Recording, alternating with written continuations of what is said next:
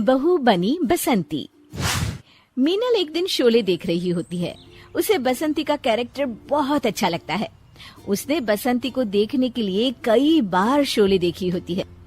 उसे वो कैरेक्टर इतना पसंद आ जाता है कि उसे खुद पता नहीं चलता कि कब वो खुद बसंती की तरह बात करने लग जाती है। एक दिन उसका पति संजय उससे कहता है, मीनल, मेरी घड़ी कहाँ रखी है? टेबल पर ही तो रखी थी, मिल नहीं रही। अब मैं बोलूंगी तो बोलोगे कि बोलती है, क्योंकि देखने वाली बात ये है कि जब घड़ी घर में है ही नहीं तो टेबल पर रखी होगी कैसे?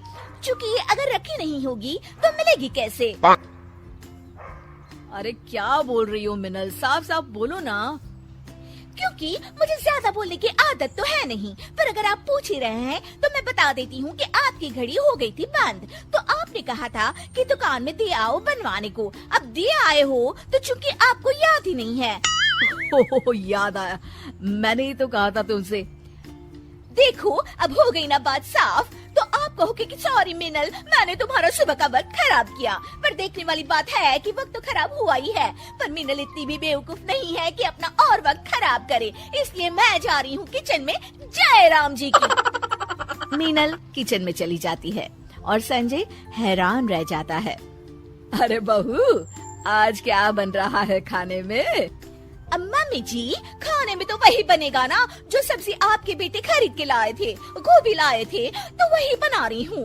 अब समझने वाली बात ये है कि आपको अगर कुछ और बनवाना था तो आप कह देती तो मैं बना देती। मीनल को तो कभी कोई काम करने में आलस आता ही नहीं।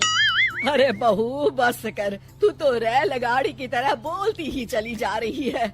मम्मी जी, वैसे तो मेरी आदत ज्यादा बकबक करने की है नहीं। वो तो आपने मुझसे पूछा कि क्या बना रही हो तो मैंने आपको बता दिया। आप नहीं पूछती तो मैं नहीं बताती, क्योंकि ये तो वही बात हो गई ना कि उल्टा चोर कोतवाल को डांटे।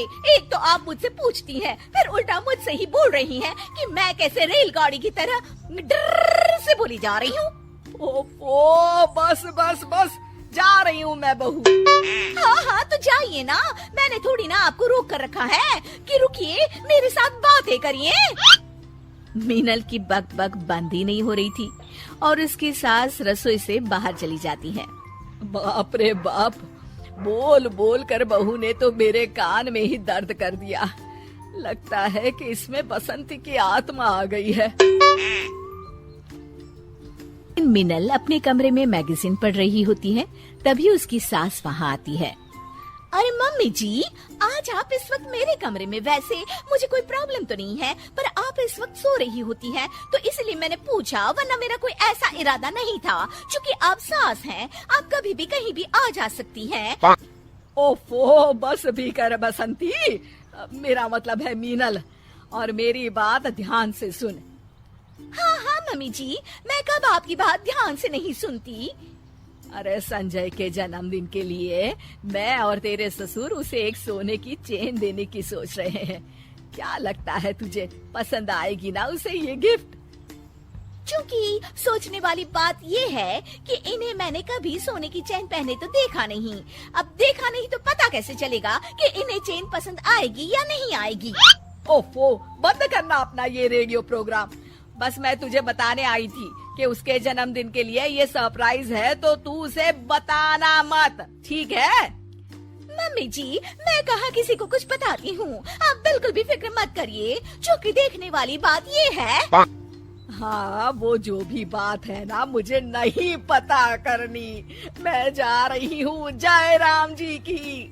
जय राम जी की।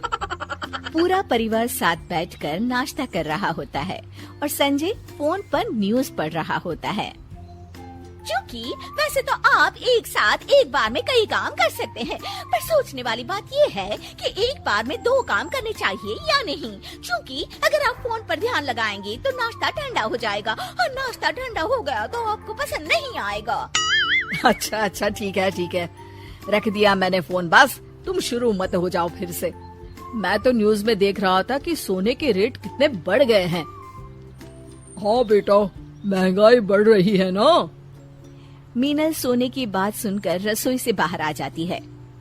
हाँ, सोने के रेट बढ़ तो गए हैं, पर सोचने वाली बात ये है कि क्या अभी भी लोग सोना खरीदेंगे, और अगर वो सोना खरीद रहे हैं तो फिर क्या फर्क पड़ता है। अब जैसे कि मम्मी जी हैं जो आपके जन्मदिन के लिए सोने की चेन बनवा रही हैं। धत्तिर की। सोने की चेन मेरे जन्मदिन के लिए? सास और ससुर मीनल की तरफ देखकर अपना सर पकड़ लेते हैं। क्योंकि अब सोचने वाली बात ये है कि गलती तो मुझसे हुई है, तो माफी भी मांग ही लेती हूँ, पर सवाल ये उठता है कि माफी मिलेगी या नहीं। नहीं मिलेगी, नहीं मिलेगी, नहीं मिलेगी माफी। मीनल के बसंती बनने के चक्कर में हो गया बर्थडे सरप्राइज का सत्यानाश।